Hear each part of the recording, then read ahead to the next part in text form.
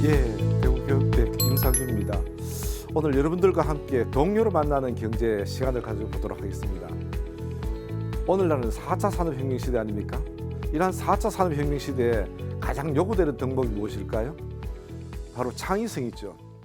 이 창의성을 결과적으로 이 동료로 만나는 경제로 할 경우에 가장 안성맞춤이라 할 수 있겠죠.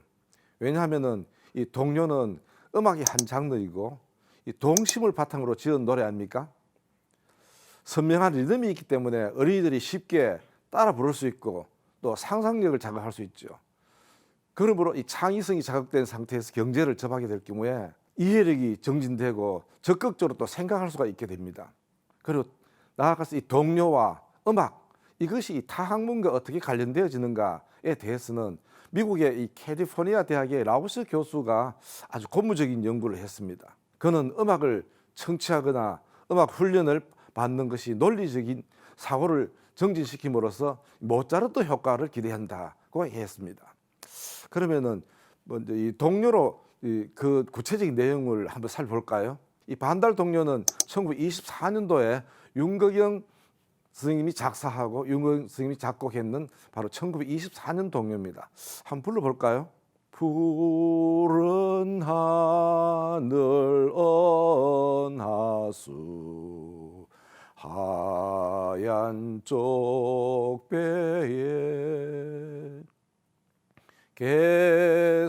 개수나무 한 나무 토끼 한 마리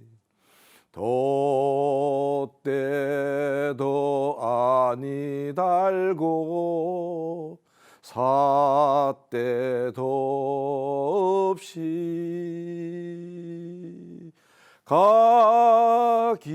가기도 잘도 간다 서쪽 나라로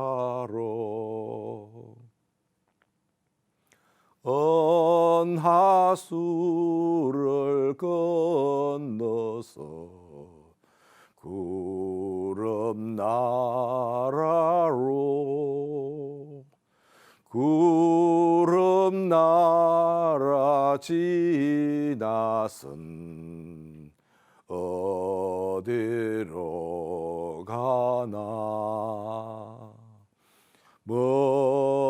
멀리서 반짝반짝 비치는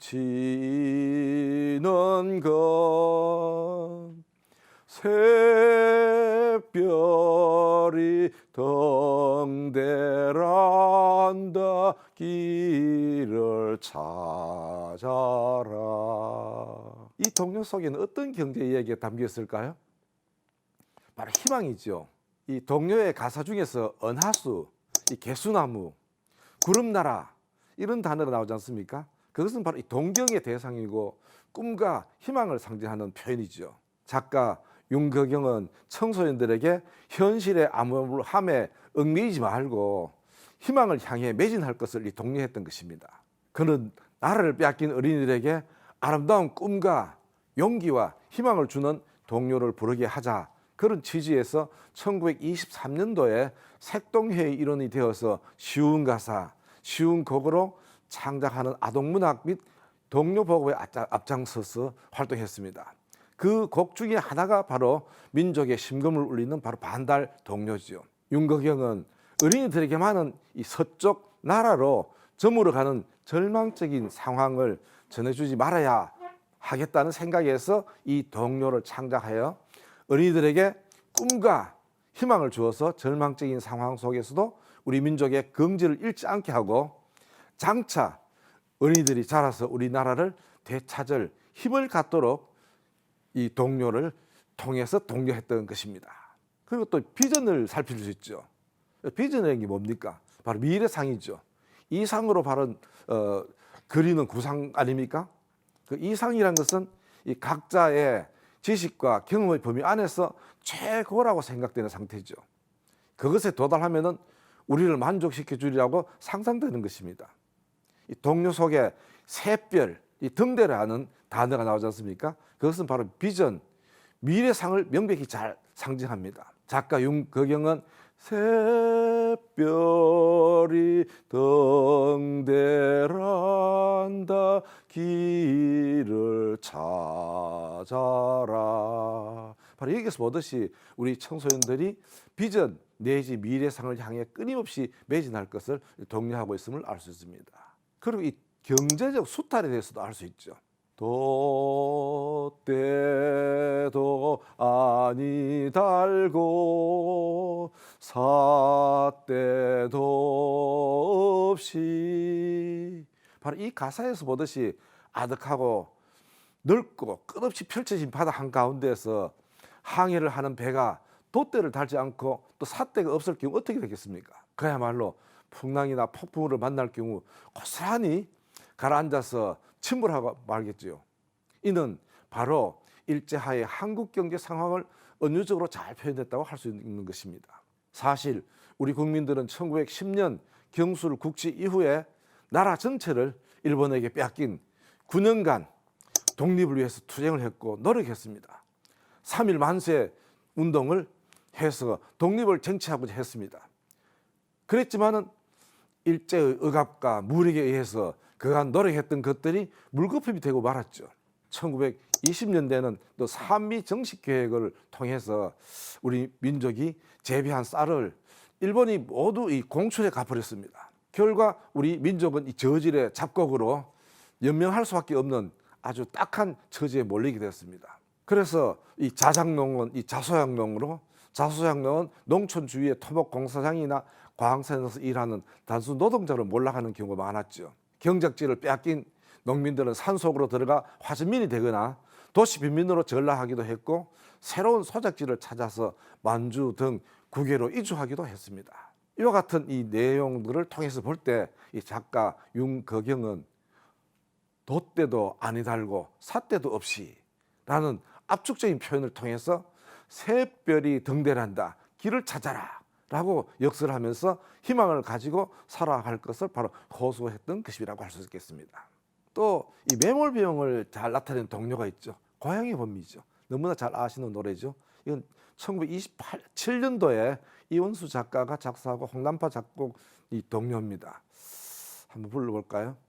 나의 살던 고향은 꽃피는 산골 복숭아꽃 살구꽃 아기 진 달래 울긋불긋 꽃대걸 차린 동네 그 속에서 놀던 때가 그립습니다. 꽃동네 새동네 나의 옛 고향 파란들 남쪽에서 바람이 불면 냇가에 수양버들 춤추는 동네 그 속에서 놀던 때가 그립습니다. 이 동네에는 어떤 경제 내용이 담겨 있을까요?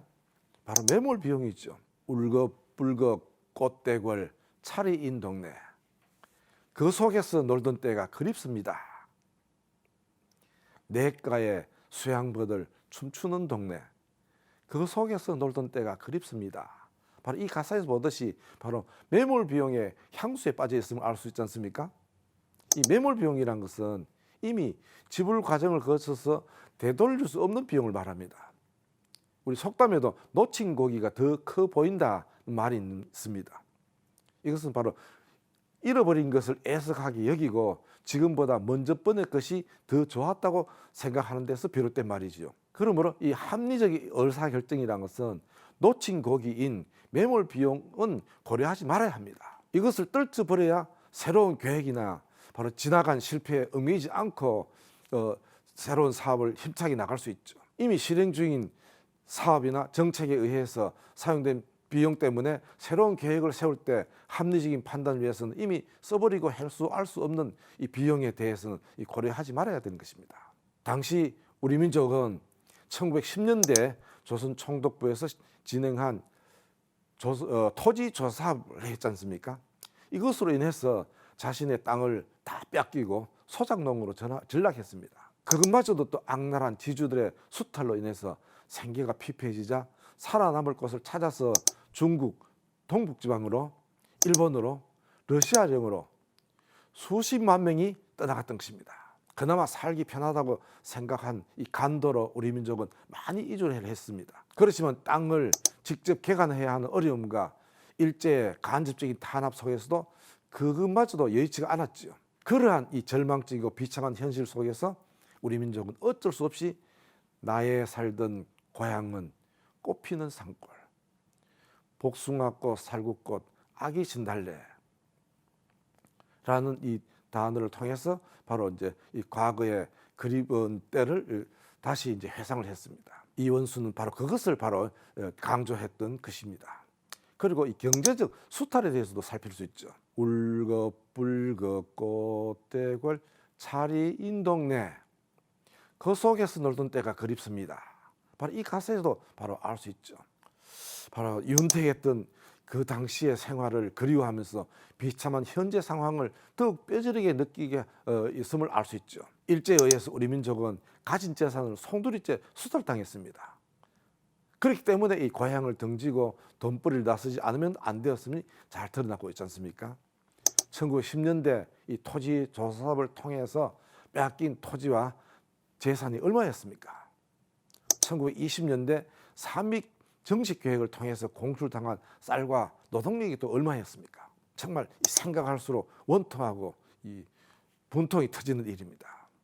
그리하여 이 작가 이원수는 내가의 수양버들 춤추는 동네 그 속에서 놀던 때가 그립습니다 라는 이 노랫말을 통해서 합병 이전에 조선을 그리워하면서 식민지차에서도 한민족의 것을 지키고자 하는 모습과 조선인들의 심정을 잘 나타낸 것입니다.